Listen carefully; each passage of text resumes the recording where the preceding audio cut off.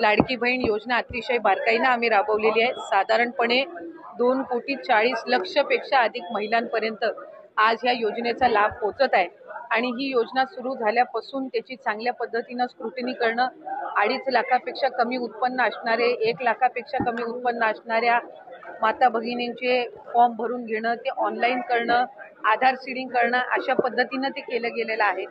त्याच्यामुळे कुठेही स्क्रुटिनी ही 2.5 कोटी महिलांची किंवा लाभार्थ्यांची होणं हे शक्यही नाहीये आणि ते करणंही नाहीये, कारण आज त्या महिला 5 महिन्यापासून लाभ घेत आहेत। एक आणि दुसरी गोष्ट म्हणजे कोणाची जर तक्रार त्या संदर्भामध्ये पुढं मागं कधीही, म्हणजे आज मी आमदार म्हणून आपल्या सर्वांसोबत संवाद साधत आहे, मंत्री म्हणून मी त्या विभागाचं काम केलेलं आहे, पुढं मागं कधीही त्या संदर्भातली कुठली स्पेसिफिक तक्रार जर आली तर त्या संदर्भातला जो काही तेवढ्या पुरतची स्क्रुटिनी करण्याचा, म्हणजे उदाहरणार्थ एखाद्या XYZ जिल्ह्यातल्या 100 लाभार्थ्यांबद्दल जर तक्रार झाली तर त्या 100 लाभार्थ्यांपुरतची चौकशी करायची किंवा नाही हा सुद्धा, किंवा स्क्रुटिनी करायची किंवा नाही हा सुद्धा निर्णय हा शासन जर तशा पद्धतीचं कधी काही घडलं किंवा आलं तर त्या संदर्भामध्ये घेण्यात येईल।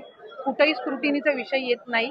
लाभार्थ्यांना त्यांच्या जो काही लाभाचं वाटप आहे किंवा DBT आहे हे ज्या वेळेला राज्याचे मुख्यमंत्री देवेंद्रजी फडणवीस साहेब, उपमुख्यमंत्री एकनाथजी शिंदे साहेब आणि उपमुख्यमंत्री अजितदादा यांच्या मंत्रिमंडळामध्ये किंवा मीटिंगमध्ये ज्या वेळेला तशा पद्धतीच्या सूचना दिल्या जातील त्या पद्धतीनं पुढचं DBT हे निश्चितपणाने होईल।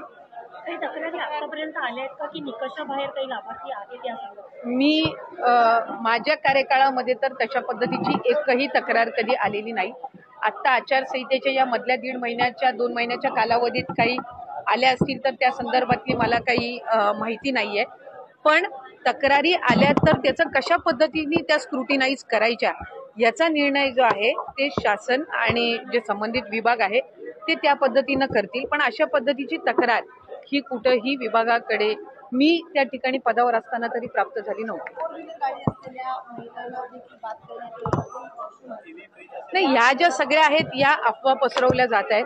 शेवटी कुठले निकष कशा पद्धतीनं लावले जातील, कशा पद्धतीनं बदलले जातील, कशा पद्धतीनं कुठली जर एखादी तक्रार आली तर त्या संदर्भातली कशी स्क्रुटिनी केली जाईल हा निर्णय शासनाचा आणि विभागाचा राहतो।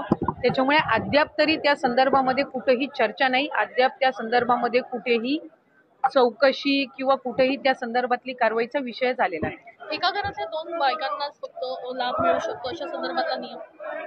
अशा संदर्भातला नियमही नाहीये। आपण जर GR मध्ये बघितलं तर 2.5 लाखापेक्षा कमी उत्पन्न असणारे, रेशन कार्ड त्यांचं पिवळं किंवा केशरी किंवा उत्पन्नाचा दाखला असणारे, अशी सगळी स्क्रुटिनी होऊन आम्ही सुरुवातीपासून एक गोष्ट म्हणत आलो की 2.5 कोटीपर्यंत लाभार्थी हे मॅक्सिमम असू शकतात आणि त्या पद्धतीनं जर आपण बघितलं तर रजिस्ट्रेशन मध्ये सुद्धा आम्ही शेवटचं DBT 9 ऑक्टोबरला ज्यावेळेला केलं त्यावेळेला 2,34,00,000 महिलांना आम्ही DBT केलेलं होतं, म्हणजे साधारणपणे त्या आकड्याच्या आपण जवळपास आहोत।